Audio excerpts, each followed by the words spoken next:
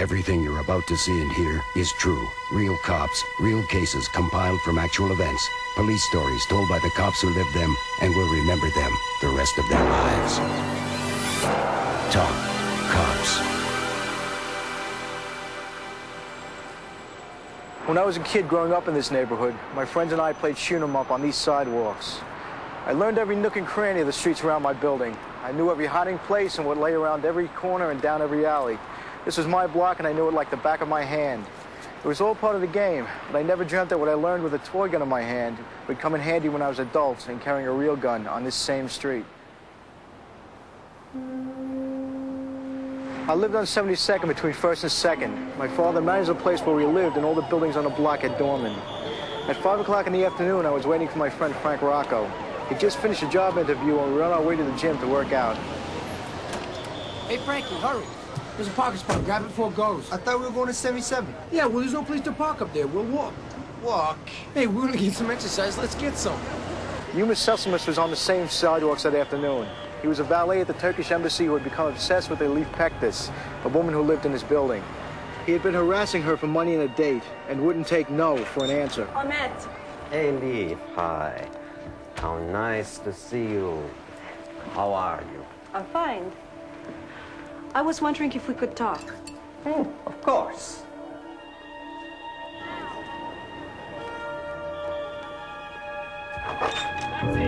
Elif, what's the meaning of this? You refused me for this old man? What do you want? What are you doing here, Elif, now? Who are you? You get the hell away from here. What the hell? Those are gunshots. Come on, Tommy, this is the east side, it's not Harlem.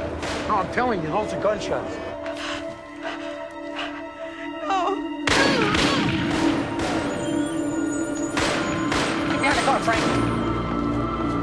Police officer, drop the gun, don't move! At that moment, I didn't know who or what he'd been shooting at. All I saw him do was hide the gun and cover it with his jacket as he started walking in my direction. He was not panicky, he was very cool. I never had to use my gun before, and I hoped I wouldn't have to use it now.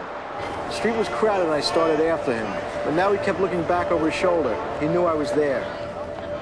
Hi, Tommy!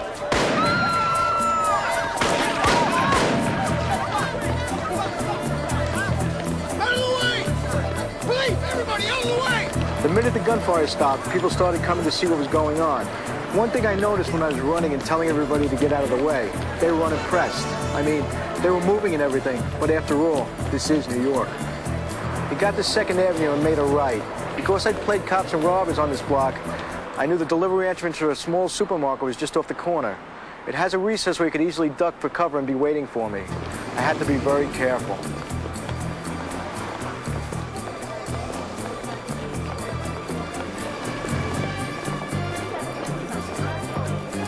I jumped into the street and used the parked cars for cover. Then I moved as close as I could get to the corner so I could get a view north on 2nd. He was gone, and I knew the only place he could have run was the supermarket. As I came around the corner, I drew down on a guy coming out of the store. It was my own brother. Tom, Dave! What's going on? I'm chasing this guy in a dark blue overcoat. He just went past me. Okay, get on the phone. You call 911. You tell him what I'm wearing. You tell him it's a 1013. I'm on the job. I'm on the job. Drop that gun! I'm a police officer. Work on the street, too. Drop that gun or I'll shoot! This was actually pretty hairy. They were pulling up on his shots fired and dropped down behind the patrol cars and pointed their weapons at me. Because I had used 2 hands when I opened fire, I had dropped my shield. Now the backup unit was drawing down on me, and I had no ID. And I couldn't give up my gun because the suspect could come back out that door any second. I'm a cop. My tax number is 876547. Your tax number is a universal signature to other officers if you have no ID. Every cop's is different, but it has to contain a certain number sequence, and they realized mine was real. Got an armed suspect in here in a dark blue overcoat. Shots have been fired. There were a lot of people in the store, and they had no inkling that anything was wrong. Move. Okay, 1 aisle at a time. I know he's in here.